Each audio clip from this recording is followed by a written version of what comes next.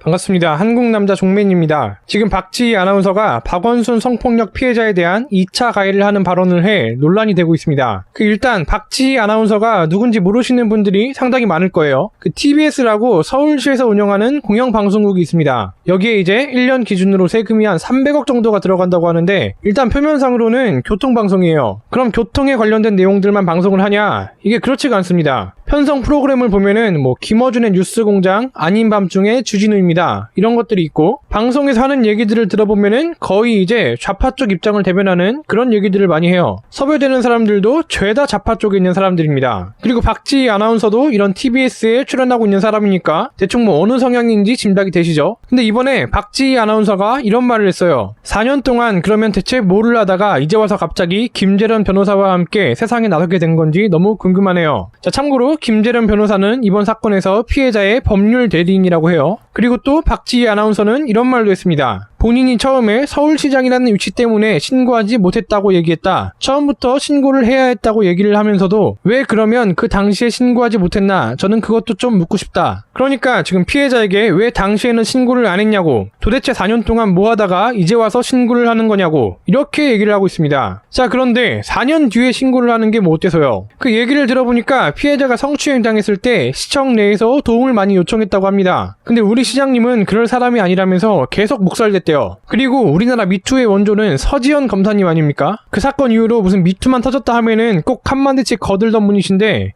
공황장애가 갑자기 오셨다던가? 미통당에서 헛소리 할 때마다 저격도 잘해주시고, 민주당이나 정권 응원하는 그런 소리는 잘만 하시다가 갑자기 이번에 박원순이 그렇게 되니까 공황장애가 와버리셨답니다. 너무 안타깝지 않습니까? 빨리 공황장애를 극복하시고 한마디 해주셔야 할 텐데 왜 하필 이때 공황장애가 오셨을까? 설마 민주당이라고 공격 못하시는 건 아닐 거 아니에요. 아무튼 이런 서지현 검사도 미투까지 자그마치 8년이 걸렸습니다. 근데 지금 박지희 아나운서가 뭐라고 했죠? 4년 동안 뭐 하다가 이제 와서 신고를 하냐고요? 만약에 이걸 우리 서지현 검사님이 들으셨으면은 공황장애라고 하셨나? 그럼 공황장애가 아닌 상태에 서지현 검사님이 들으셨으면은 완벽하게 일침을 가해주셨을 텐데 그게 좀 안타깝네요. 근데 4년 뒤에 얘기한 걸 가지고 그렇게 문제를 삼아버리면은 50년 뒤에 얘기한 우리 위안부 할머니들은 대체 뭐가 됩니까? 안 그렇습니까? 진짜 뭐라고 할지 궁금하네. 근데 지금 이런 얘기를 박지희 아나운서만 특별히 하고 있는 게 아니라 박원순을 쉴드치는 좌빨 네티즌들, 그리고 박원순 쪽 인사들 대부분 이런 식으로 얘기를 하고 있어요. 자, 여러분, 피해 호소인이라는 단어를 들어보셨나요? 이 단어는 이제 민주당이나 민주당 지지자들이 박원순 서울시장을 고소한 그 비서를 지칭할 때 쓰는 단어인데, 저는 이번에 처음 들어봤어요. 실제로도 이 단어를 검색해보면은 이전에도 존재하기는 했지만 잘 쓰이던 단어는 아니었습니다. 근데 갑자기 이 단어가 논란이 돼요. 어제 15일 민주당의 이해찬은 피해자라는 표현 대신 피해 호소인이라는 표현을 사용해서 피해자의 명예를 훼손시킨다며 지금 고발을 당한 상태고, 이낙연은 피해 호소인 대신에 피해 고소인이랍니다. 여기서 공통적으로 알 수 있는 점은 죽어도 피해자라는 말은 안 쓴다는 거. 사실 여기에는 다 이유가 있습니다.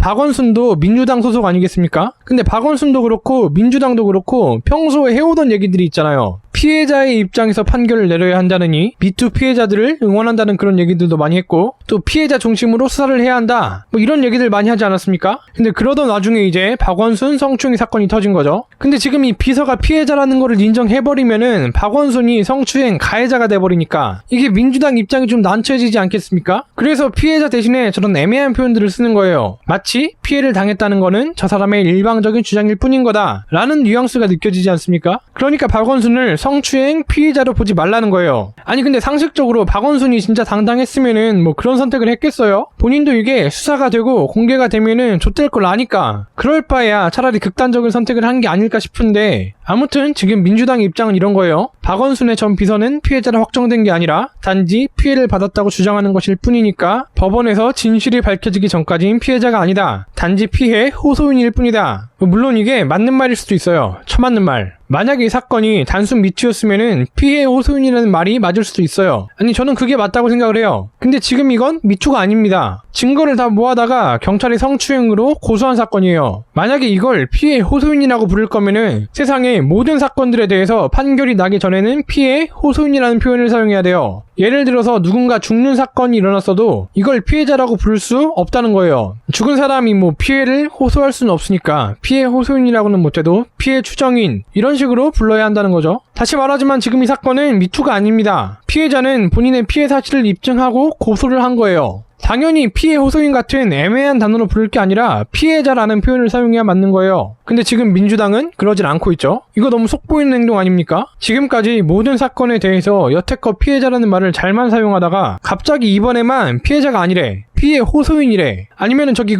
피해 고소인이래. 이거 너무 양심 없는 거 아니냐고요. 그리고 이 와중에 또 이런 말을 하는 좌파 네티즌들도 있어요. 피해자도 즐겼을 거래. 한두 번 당했을 때 신고했으면은 성추행이 맞는데 그 이상 반복된 거는 피해자도 즐겼기 때문이래. 그 민주당 의원들도 그렇고 그 지지자들도 그렇고 너무 양심이 없는 거 아닙니까? 그리고 또 이런 얘기를 하더라고요. 기자회견에 직접 안 나오고 변호인만 대신 나온 거를 가지고 당당했으면 왜 안 나왔겠냐고. 어떻게 생겼나 얼굴 좀 한번 보자고. 아니 그러면은 N번방 피해자들은 왜 당당하게 안 나오겠어요 지금. 좌파들 논리대로면은 N번방 피해자들도 뭔가 캥기는 게 있어서 안 나온다는 얘기죠. 양심이 없습니다. 진짜로 양심이 없어요. 자 그럼 오늘 영상 요약하자면은 피해 호소인이 아니라 피해자고 박원순도 잘못한 게 없었으면은 그런 선택을 안 했겠지.